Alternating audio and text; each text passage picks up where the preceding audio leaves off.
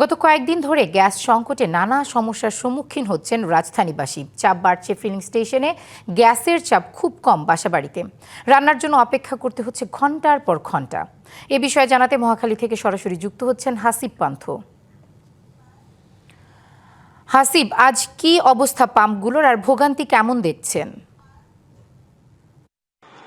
যেমনটি বলছিলেন প্রিয়া, বিশেষ করে পাম্পগুলোতে ভোগান্তি তো রয়েছেই, পাশাপাশি আমি যদি একটু দেখাই আমার পেছনের যেই চিত্রগুলো, বিশেষ করে যারা গ্যাস নিতে আসছেন এই পাম্পগুলোতে দীর্ঘক্ষণ আনুমানিক 1.5 ঘন্টা 2 ঘন্টা কিংবা কখনো বা 2-3 ঘন্টা দাঁড়িয়ে থেকে কিন্তু তাদের সেই দীর্ঘক্ষণ দাঁড়িয়ে থেকে তারপর তারা গ্যাসটি নিতে পারছেন। এছাড়া যদি বলি যে ভোগান্তির কথা, এখানে যে যারা আসছেন গ্যাসটিতে, যে চালকরা আসছেন সিএনজি যারা চালান, তারা কিন্তু এমনটি বলছিলেন যে বিশেষ করে তাদের একটি যেই 2 থেকে আড়াই ঘন্টা বা 3 ঘন্টা যাবৎ যে সময়টি তারা যে ব্যয় করে এই এখানে অপেক্ষা করে, সেই সময়টিতে কিন্তু তাদের একটি আমরা একটু কথা বলার চেষ্টা করব। বিশেষ করে এখানে যারা গ্যাস নিতে আসেন, আপনি কতক্ষণ যাবৎ এখানে এসেছেন?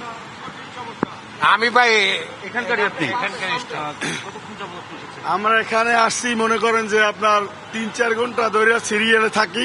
সিরিয়ালে একদম মহাখালী, আপনার রেলগেটের পরে চলে গেছে মহাখালী বাস টার্মিনাল পর্যন্ত। রাত 12টা আসলেও মনে করেন গ্যাস পাওয়া যায় না, এবং কোনো গ্যাসের কোনো সিস্টেমই নাই। প্রেসার থাকে মনে করেন আপনার 90-60, শুধু আপনার 100 প্রেসার থাকে না। তার জন্যই মনে করেন একটা মহাখালী ইউরেকা পাম্প খালি শুধু খোলা আছে, তার জন্য সিরিয়াল থাকে। এই জন্য তার মানে এই জন্য অনেক পাম্পে মনে করেন ভিড় জমায়, তার জন্য মনে করেন যে গ্যাসের সংকট দেখা দিচ্ছে, কোনো পাম্পে গ্যাস নাই। প্রিয়া, কথা বলছিলাম বিশেষ করে এখানে যারা গ্যাস নিতে এসেছে, জানাচ্ছিলেন আপনি নিশ্চয়ই দেখলেন যে আসলে অধিকাংশ গ্যাস পাম্পগুলো প্রায় কিন্তু বন্ধ। শুধু যে গ্যাস পাম্পগুলো বন্ধ তা নয়, আমরা বেশ কয়েকটি বাসা বাড়িতেও গিয়েছিলাম। বিশেষ করে সকালবেলায় ভোরবেলাতে ওঠার পর থেকে যেই গৃহস্থালী কাজগুলো বা যে রান্নাবান্নার যে বিষয়, সেই জায়গা থেকেও কিন্তু তারাও কিন্তু গ্যাস পাচ্ছে না। নগদ নিয়ে এলো হার নামানা হার অফার। সর্বনিম্ন 10,000 টাকা রেমিটেন্স নগদে পাঠালে থাকছে স্বর্ণের হার জেতার সুযোগ।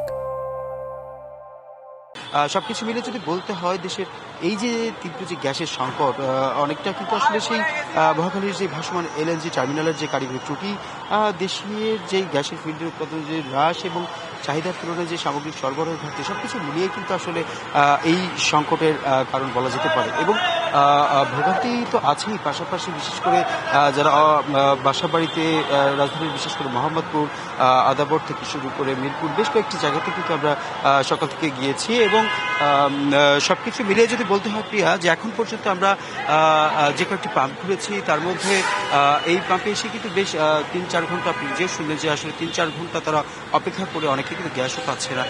সবকিছু মিলে এই ছিল সর্বশেষ তথ্য, এবং পরবর্তী যদি কোনো তথ্য পাই অবশ্যই সেটি আপনার মাধ্যমে জানিয়ে দেব। ধন্যবাদ হাসিব আপনাকে।